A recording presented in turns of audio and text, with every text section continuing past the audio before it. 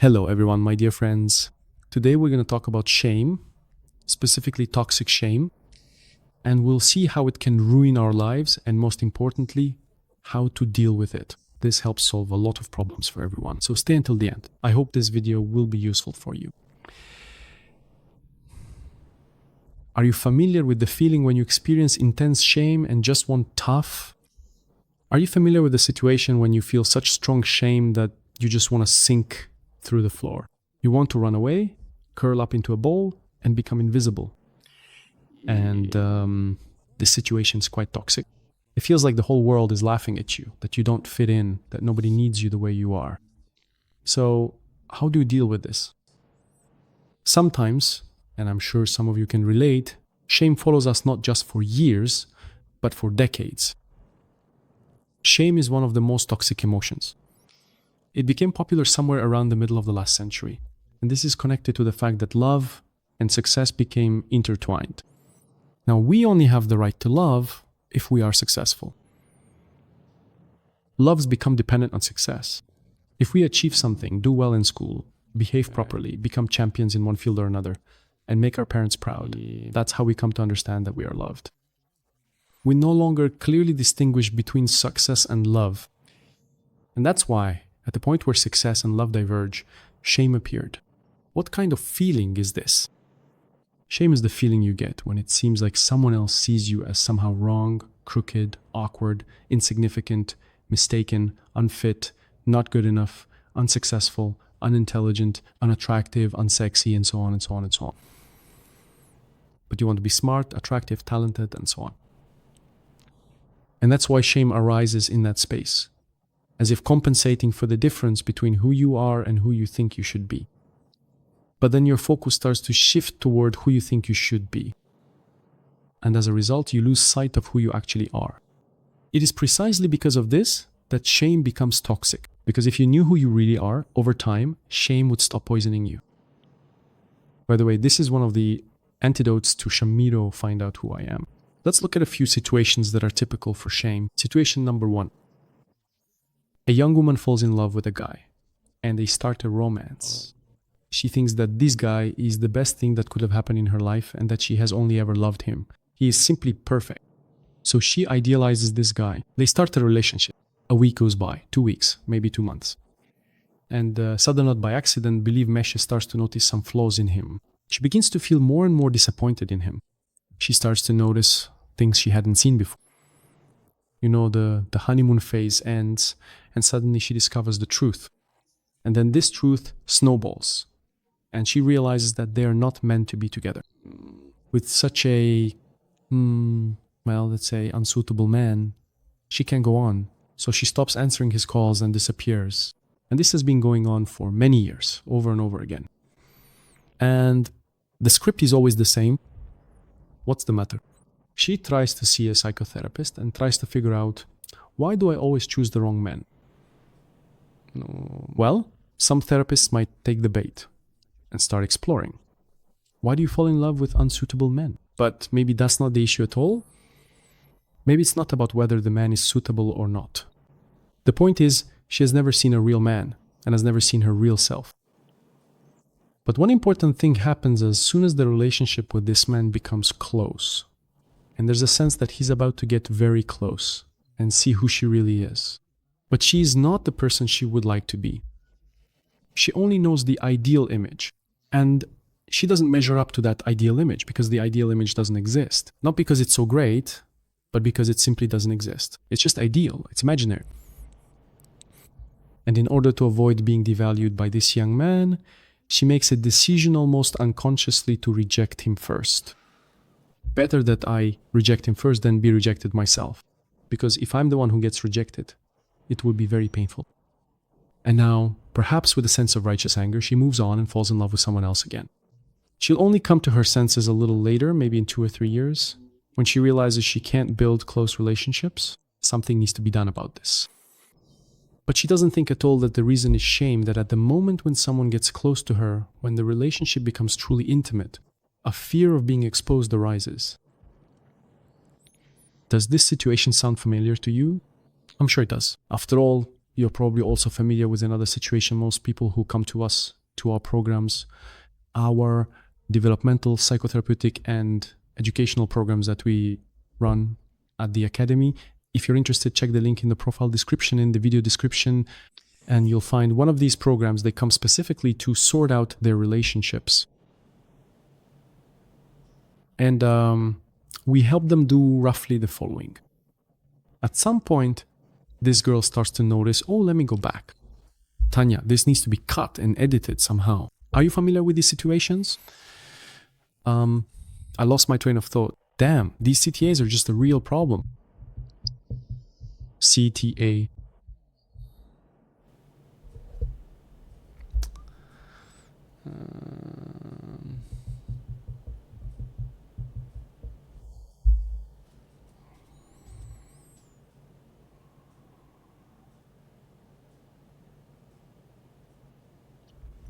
Are you familiar with the situation when someone seems to be saying nice things to you, but you just want to run away? This is another issue related to the previous one I mentioned. So the solution will be the same.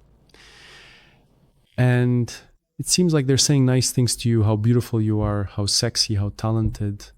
You're just awesome. Well done. I'm proud of you. And you just want to end the conversation as quickly as possible. And sometimes you even have the urge to just disappear. It's like they're saying something nice, but you just want to sink through the floor. You know what I mean, right? At that moment, just like when that girl breaks up with the guy, you unconsciously come face to face with that very shame. Because you don't know who you are. You have a deep feeling that you don't know who you are, but you know you're not who you're supposed to be, not that ideal Igor, Maria, or Vasily that you should be.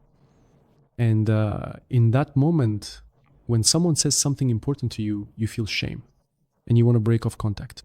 That's how shame tries to take care of itself. This is what the power of shame is based on. As long as you follow its command and withdraw from contact, nothing will change. What do you need to do? Stay. You need to stay in contact. And probably this is one of the hardest things to do. By the way, there is an entire series of videos on this channel dedicated to feelings, codependent relationships, and boundaries. Take a look around the channel, watch some videos, maybe you'll find them useful as well, especially the ones about codependent relationships and intimacy. So, at that very moment, no, Anya, Connecticut Acta is just a disaster. Whenever I start talking about CTA, I just lose track of the whole video. So, what do you need to do, friends? You just need to pause. Pause when you're interacting with other people. And at the moment when you feel like running away, stop yourself and say, stop, stay. But don't just force yourself to stay with sheer willpower or by gritting your teeth to it with curiosity about what will happen next. And at that moment, when you stay despite feeling ashamed, something miraculous will start to happen. You need to stay and maintain your awareness. The show is just beginning. At the moment when you feel too ashamed to run away, stay and ask yourself, what is happening to me right now? Name 3, 5, or even better, 7 different new reactions you are experiencing right now in this situation, when you didn't run away but stayed with your shame. And then you'll start to notice warmth, gratitude, perhaps fear, embarrassment, or joy. The shame won't disappear, but it will stop poisoning you. Why? Because the power of shame is based solely on the fact that you try to run away from it. And as long as you keep running from it, it will always catch up with you. And it's faster than you can't outrun it. So when you stay, open your eyes, your ears, and most importantly, your heart, and observe what is happening. How do the words of another person, which you are now hearing addressed to you, resonate within you? What do you want most right now? The key question to check yourself, to run away or to stay. And you catch yourself feeling that new emotion warmth, gratitude, maybe even some curiosity about what will happen next to arising. You want to stay, but maybe the urge to run away is still stronger. That's normal. Keep observing what happens next. Stay in this interaction. Your task is not to force yourself, but to remain attentive and curious. Play. Even if you ran away today, it's okay. Next time, a similar situation will come up sooner than you think. Keep staying. In a new situation, keep staying. And over time, you'll see that what emerges as new in the interaction shifts this balance. You'll want to stay in contact more than you want to run away. And that's a very important moment. Try to hold on to it, because when you stay, you become more and more rooted in presence, in the present moment, and you begin to discover yourself more and more. And it turns out that your shame was just shame, like in that joke, well, it's terrible, not terrible. This shame was only there because you were fighting it, you were trying to defeat it, and kept losing every time. You can't defeat shame. Why? Because shame is you. You are fighting with yourself. Shame, as a monster, never existed. You just never looked at it. You were always running away from it, or fending it off with your hands and feet somewhere behind you so it wouldn't catch up. But inevitably, it always did. Look another person in the eyes. Step number 2, and say, I'm ashamed. Choose someone close to you. I'm ashamed. And try to go on and describe how shame operates in your life. For the first time, you stop running from it, and right before your eyes, it will begin to dissolve. If you pay attention, if you keep asking yourself, when I talk about my shame to another person, what new things do I notice? What is happening inside me right now? What new feelings are emerging? What is happening with my body? What thoughts or fantasies am I having? What do I notice in the other person's eyes? And how do I respond to them? I keep remembering that same balance. Do I want to run away more or less? Do I want to stay more or less? And that's when my life really starts to unfold here. It turns out that in reality, shame is an enormous amount of energy, a huge amount of energy connected to your desires, your values, your passion, your deep needs to be free, to be vibrant, to be loved. And now this starts to manifest as natural desires. Allow them to exist. Shame will still remain. But you already remember how to deal with it. Don't fight it, acknowledge it, accept it. Look yourself in the eye, so to speak. Look others in the eye, those who are in front of you, look your life in the eye. And stay with that shame. I'm describing this as a long process, but often it happens much faster than you think. And if you try to do this in several situations, you'll notice that everything will start to change. As a side effect, another kind of magic will start to happen. Little by little, you'll begin to discover, who are you? What are you like? Feminine? What are you like? Masculine? Why are you here? What is your true size? Your values, your real desires? Not the way you should be, but the way you actually are. And then a chain of very interesting events will start to unfold. As you've already realized, you absolutely need to subscribe to this channel because there are many more interesting videos on this topic here. And this chain of events will look like this. It will become easier and easier for you to form close connections with other people. In your life, more and more opposites, antidotes to shame, gratitude, warmth, and love will take root. If before your love always came with conditions, now it doesn't.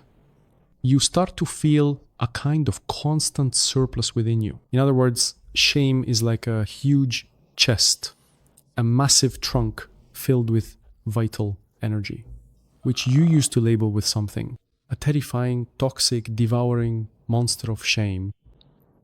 And in fact, you were afraid of it and stayed away from it. But in fact, there are treasures inside. Shame is a universal storage of desires and a universal storage of energy. Shame holds the record for the amount of vitality it contains. After this, your relationships start to change. Acknowledge your shame. It will continue to exist for some time. Trust someone who spent about 15 years running from shame, you're really most of their life. Shame doesn't change when you start analyzing it. Not when you build yet another set of concepts. Not when you try to artificially construct an image of yourself, but when you stop fighting it. And then it turns out that, in fact, shame is your friend. There's just an enormous amount of energy, electricity, and cement there, everything you need to build the structure of your life. Make use of it. And day by day, you'll notice your relationships becoming closer. Your life will have more of something you want to share with others. You stop whereas before you always did this. You know what I mean? Ranking other people, dividing them into good, bad, cool, and not so cool. You stop chasing after achievements yourself, stop collecting them. And before that, you probably only felt a slight sense of satisfaction. Yeah, it's even hard to describe. It's just a reduction of tension from having accomplished something, right? But now you'll stop doing that. Because you actually realize that achievement is not an end in itself. If the process of your life or doing something, your profession, ends with a good result, it's a cool feeling. There's joy in it. Joy from the fact that something great happened. You no longer chase after pride, you no longer chase after admiration, because admiration and pride are cheap food. Admiration and pride are essentially ways to patch up a hole inside yourself. But now you don't need to do that anymore. In short, give it a try. Why wait? Try it. Try to stop running from shame. Try to look it in the eye. Don't fight it. Just say, I'm feeling shame right now. Find someone close to you and carefully observe what happens in that moment with the balance. To run away, to stay, to run away, to stay, to run away, to stay.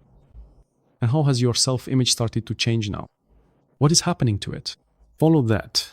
From there, this roadmap, like a magic tablecloth, will start to unfold on its own. Just keep moving along this path, and you'll see that your life is much more interesting than you thought before. This was Igor Pogodin with you. See you in new videos. And I recommend you subscribe to this channel, give it a like. Thanks to your engagement, these videos can reach more people. And maybe it will be useful for someone else as well. Your friends, acquaintances, or maybe just some people who happen to come across this channel. And maybe this video and its idea will come at just the right time for them. Thank you very much for your attention. See you in the next videos. Bye!